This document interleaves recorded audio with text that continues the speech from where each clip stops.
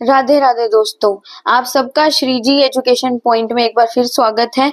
आज हम एक और क्वेश्चन आपके सामने मैं लेकर आई हूँ। स्रोतों की रेंज में ही हम एक और क्वेश्चन यहाँ पर लेकर आए हैं, जो कि ये है कि प्राचीन भारत में जन साधारण के मध्य लौकिक ज्ञान के प्रसार में पुराणों के योगदान की समीक्षा कीजिए। यानी कि आप जानते हैं कि अब तक हम जो साहित्यिक स्रोत और पुरातात्विक स्रोत के कई तरीके से क्वेश्चन जो आए गए हैं यूपीएससी हिस्ट्री ऑप्शनल में, वो हमने देखे हैं। लेकिन मैं ये कहना चाहती हूँ कि कई बार यूपीएससी सिर्फ साहित्यिक स्रोत करके नहीं देगी, कई बार वो अंदर का मटेरियल उठाकर भी क्वेश्चन बना सकती है। जैसे कि उसका एक नमूना आपके सामने है, जैसे कि पुराण दे दिए, जो कि साहित्यिक स्रोत का ही एक पार्ट होता है। तो फिर साहित्यिक पुराणों से हमें जनसाधारण के मध्य जो लौकिक ज्ञान था, जनसाधारण के बारे में, वहां की राजनीतिक, सामाजिक, आर्थिकता के बारे में जो भी मिल रहा है, उसमें पुराणों का क्या योगदान रहा है, हम उसके बारे में पढ़ेंगे। जैसे कि सबसे पहले हम ये जानेंगे कि पुराण शब्द का अर्थ क्या होता है। प्राचीन मान्यता के अनुसार यदि देखा जाए तो पुराणों की रचना भी व्यास जी ने की, किंतु इतिहास की दृष्टि से ये बिल्कुल स्पष्ट है कि ना तो इसकी रचना किसी एक काल में हुई और ना किसी एक लेखक के द्वारा की गई। यानी कि समय दर समय इसकी रचना कई लोगों के हाथों से होती रही है, और कईयों जिन्होंने की तो वो तो नाम तो अभी तक अनभिज्ञ रहे हैं। पुराण उद्भव, इसका उद्भव वेदों के काल में हुआ, परंतु संकलन इसका उद्भव तो वैदिक काल वगैरह में हो चुका था, किंतु 4वीं से 5वीं शताब्दी के बाद इसका संकलन कार्य शुरू हुआ। फिर पुराणों की संख्या अगर हम देखें तो 18 हमारे महापुराण हैं, तथा अधिक संख्या में उप पुराण हमारे, उनकी तो संख्या ही नहीं है, बहुत ज्यादा है।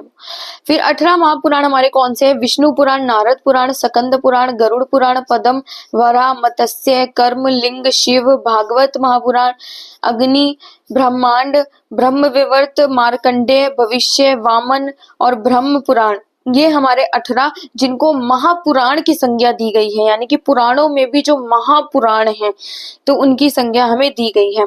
फिर पुराणों में निहित लौकिक ज्ञान और धर्म निरपेक्ष ज्ञान हमें कहाँ से की चीजें मिली। समय की संकल्पना, इसमें 4 युग यानी के त्रेता, द्वापर, कली की जानकारी प्राप्त होती है। पुराणों में समय की संकल्पना के विषय में बताया गया।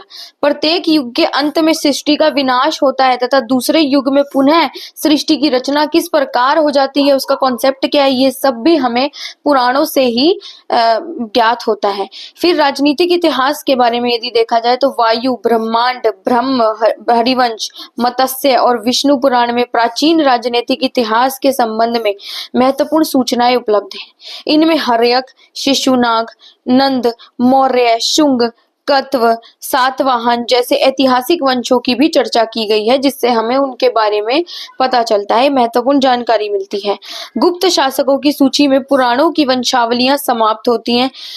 जैसे एग्जाम्पल विष्णु पुराण से ये संबंधित है। तो पर्टिकुलर कुछ ऐतिहासिक भूगोल, पुराणों में वर्णित पर्वत, नदियां, स्थान ऐतिहासिक भूगोल की हमें जानकारी देते हैं कि उस समय जितनी भी, जैसे गंगा नदी हो गई, जमुना नदी हो गई, तो इसका शुरू से ही हम देखते हुए आए हैं कि इनका धार्मिक रूप से भी इनको जोड़ा गया, इनकी पूजा करी गई। वही संस्कृतिकरण के में देखें तो ब्राह्मणवादी व गैर ब्राह्मणवादी संस्कृति परंपराओं के बीच परस्पर संवाद और हिंदू धार्मिक आचरणों के उदय और विकास को भी ये प्रतिबिंबित करता है कि किस प्रकार हिंदू धर्म में किस प्रकार बढ़ोतरी समय दर समय हुई।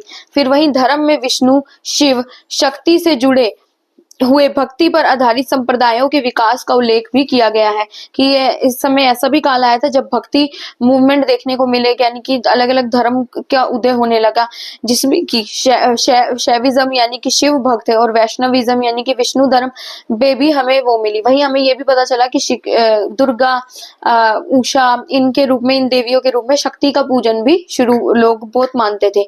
फिर धर्मनिरपेक्ष और धार्मिक जीवन की जानकारी भी हमें देते हैं। भक्ति की अभिव्यक्ति मंदिर, तीर्थ स्थानों, व्रत उत्सव के माध्यम से की जाती थी।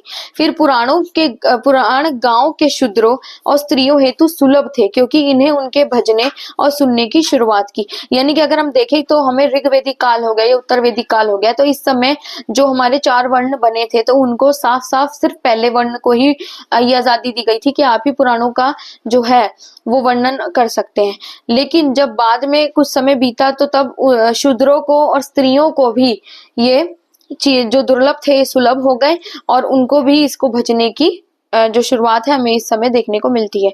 फिर वहीं पुराणों के 5 लक्षण सर्ग, प्रतिसर्ग, मनवंतर, वंश और वंशानुचरित्र, यानी कि सर्ग का संसार की सृष्टि, प्रतिसर्ग मीन्स पुनः सृष्टि हो जाना, मनवंतर यानी विभिन्न मनु का युग, यानी वंश यानी देवताओं और ऋषियों की वंशावलियां, और वंशानुचरित्र यानी राजवंशों की सूचियां भी हमें इन पुराणों के लक्षणों के रूप में प्राप्त होती है।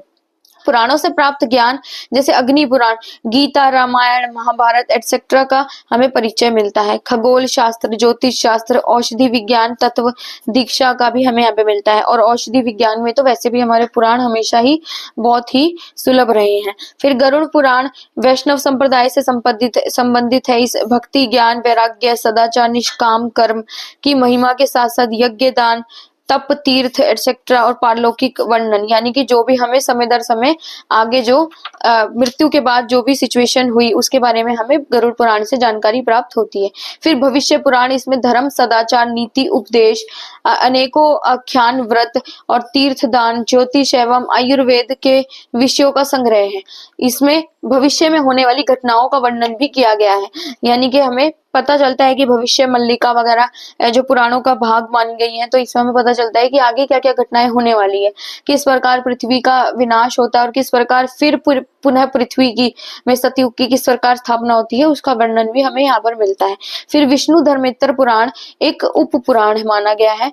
इसका विवरण है कथाओं के अतिरिक्त ब्रह्मांड, भूगोल, खगोल शास्त्र, ज्योतिष, काल विभाजन और फिर ग्रहों एवं नक्षत्रों की जानकारी, फिर प्रथाएं, तपस्याएं, वैष्णवों के कर्तव्य, कानून क्या होते थे, राजनीतिक और युद्ध नीति, भाषा, कला, नाट्य, नृत्य, संगीत के बारे में भी हमें जानकारी प्राप्त होती है। तो उसके बाद निष्कर्ष हम देखें तो यद्यपि सच्चे अर्थों में ऐतिहासिक कार्य के रूप में इसको स्वीकार नहीं किए जा सकते, हालांकि वे प्रारंभिक ऐतिहासिक परंपराओं को समझने हेतु एक महत्वपूर्ण स्रोत हैं।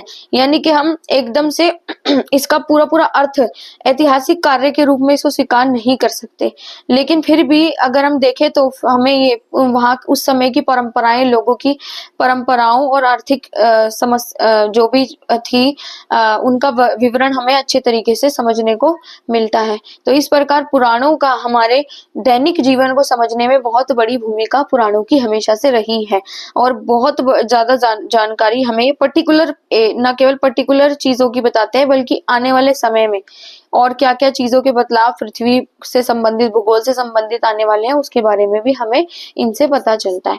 सो आई होप आपको अच्छा लगा होगा। तो थैंक यू।